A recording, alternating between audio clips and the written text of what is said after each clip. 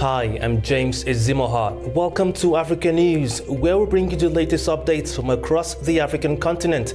Let's dive in. South African company unveil first batch of solar-powered electric vehicles. Residents in Kenya lament the disappearance of sacred ground amid deforestation. African leaders call on M23 rebels to lay down their arms at the 38th African Union Summit in Ethiopia.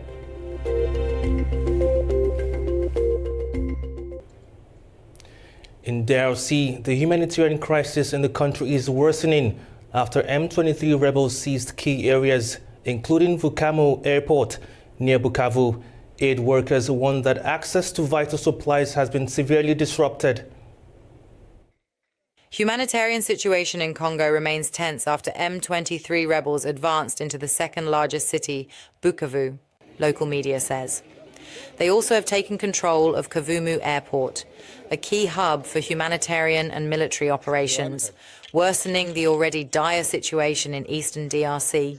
The fighting has forced thousands to flee, while hospitals struggle to cope with the influx of wounded. Humanitarian organizations are facing major challenges in delivering aid. The big hindrance at the moment is the access into Goma. As I mentioned, the airport is not yet open, and therefore it's difficult to bring in stocks. Many organizations lost their stocks to looting and have not been able to replenish. At Kaishero Hospital in Goma, medical staff are overwhelmed. Supplies are running out, and doctors are working around the clock to treat the injured. In just 7 days, we treated 477 injured individuals. Our first challenge was that hospital staff worked continuously, some for up to 72 hours straight, to better serve the wounded. Our second challenge is that our supplies, including medications, have run out. With over 110,000 displaced and thousands injured, the humanitarian situation remains critical. As regional tensions rise, international organizations are calling for urgent action to restore stability. As African leaders meet in Ethiopia to push for reparations over colonialism and slavery, communities in Kenya say the effect of land dispossession remain deeply felt. Residents warn that as knowledge keepers pass on, the fight for justice may become even harder.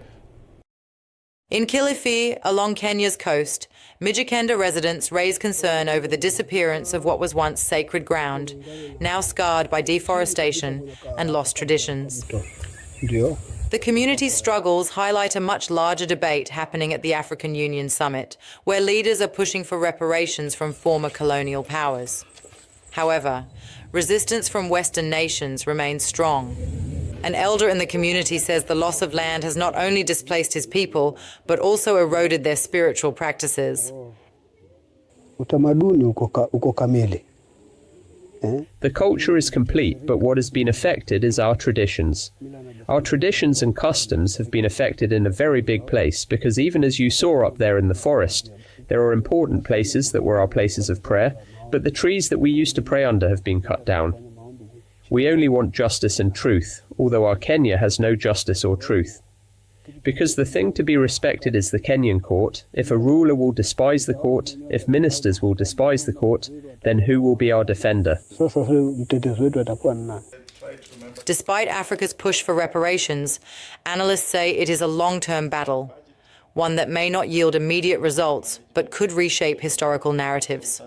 In Africa, I would say there's a mixed reaction. Those who feel it might not yield much, but those who study history know that it does yield in the long run. It's not something that you simply talk about it and the following day somebody's writing a check. Because we are dealing with different, the generations are not the same. Those who committed the crime already passed on. It's their great-grandchildren who are in power probably. For Africa, those who felt the pain, of course, passed on. But there's always what you call trauma. Even though it happened centuries ago, you can notice that the trauma still impacts Africa to date. From the 15th to the 19th century, at least 12.5 million Africans were kidnapped, forcibly transported, mostly by European merchants, and sold into slavery. For communities like the Mijikenda, financial compensation and the documentation of historical injustices form the basis of a unified vision of what reparations may look like, according to the African Union. The African Union has called on M23 rebels to lay down their arms as fighting escalates in eastern Congo. The rebels reached the city center of Bukavu on Sunday, prompting warnings of a wider regional war. The call comes as rebels seized Bukavu city center on Sunday, intensifying fears of a broader conflict. African Union Commissioner for Political Affairs, Peace and Security, Bankole Adeoye, warned that the crisis could spiral into a large-scale regional war, similar to conflicts that devastated the region in the 1990s and 2000s. The AU has specifically called for the rebels to leave Goma's airport and other strategic locations. We are all very, very concerned about an open regional war over Eastern DRC. And this, we reiterated the need for caution and the need for M23 and its supporters to disarm and withdraw from the Goma airport and other occupied territories. This new escalation should not become an open conflict that will disrupt and impact on humanitarian activities and the already very weakened social fabric in the region. The only way to solve the problem in Eastern DRC is for all parties to sit around the table. African leaders have gathered in Addis Ababa for the 38th African Union Summit, with this year's focus on reparations and colonialism and slavery. Ethiopia's Prime Minister Abiy Ahmed called for justice and transformative action to address past harms. Leaders from across Africa convened in Ethiopia's capital on Saturday for the 38th AU Summit, held under the theme Justice for Africans and People of African Descent through Reparations. The summit focused on far-reaching decisions of various political and socio-economic areas to promote and advance the welfare and quality of life for the African citizenry. Speaking at the summit, Ethiopia's Prime Minister Abiy Ahmed emphasized that reparations should go beyond financial compensation and work toward restoring dignity across the continent. The demand for reparations is not about charity or financial aid. It is a call for justice. It seeks to restore the dignity of millions and heal the deep scars of poverty, inequality, and discrimination.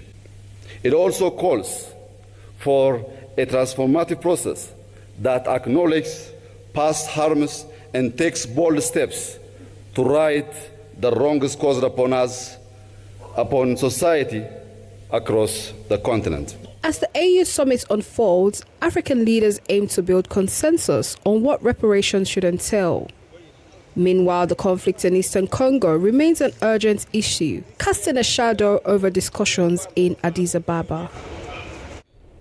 South Africa's United Pharmaceutical Distributors has unveiled its first batch of solar-powered electric vehicles.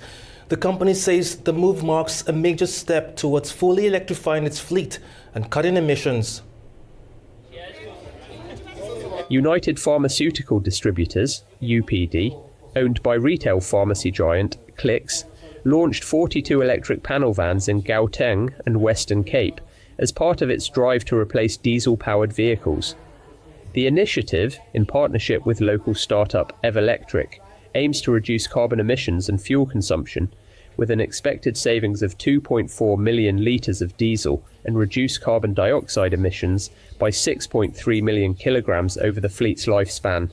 This is the first set of light motor vehicles that are completely solar powered with refrigeration that is solar powered via solar panels which makes it ideal for pharmaceutical distribution in the country. It's also important to note that it's not only contributing or reducing our impact on the environment, but also it's making our operations more efficient, but importantly, it's contributing to small businesses as well. With growing pressure to meet sustainability targets, UPD's shift to electric delivery is part of a wider trend in South Africa's logistics sector. An additional 36 vans are earmarked for Gauteng later in the year, authorities said. Mali's festival, Soleil Niger, drew thousands to Sego, celebrating music, art and culture. This year, the event unfolded against the backdrop of political uncertainty, with Mali, Burkina Faso and Niger recently leaving the ECOWAS bloc. On the banks of the Niger River, musicians, artists and performers gathered for the festival Sur le Niger, an annual cultural event in Mali. This year's edition took place weeks after Mali, Burkina Faso and Niger formally exited the West African bloc ECOWAS. The festival, themed around unity and diversity, drew tens of thousands despite political tensions. Officials and attendees highlighted its economic and social importance, particularly in promoting youth employment and regional cohesion. Ségou est plus qu'un festival. C'est un laboratoire. Ségou is more than just a festival. It is a laboratory that experiments with the place and role of culture in development. The development of the city of Ségou and its surrounding areas, but also the development of Mali as a whole. Through all the impacts that the festival generates in terms of youth employability, the promotion of Ségou as a destination, and Mali as a whole, as well as the creation of wealth through its activities. It allows for cultural blending, fosters cohesion, and brings all of Mali together. So we keep coming back each time, and we will continue to return. The festival Sur le Niger Foundation was created in August 2009 with the mission of capitalizing on the achievements of the festival Sur le Niger, contributing to the promotion of African and local culture, the preservation of heritage, the promotion of the local economy of the region, the structuring of the cultural sector, cultural production, and the decentralization of cultural life. That's all we have today on African News. Thank you for watching. Stay tuned to A News.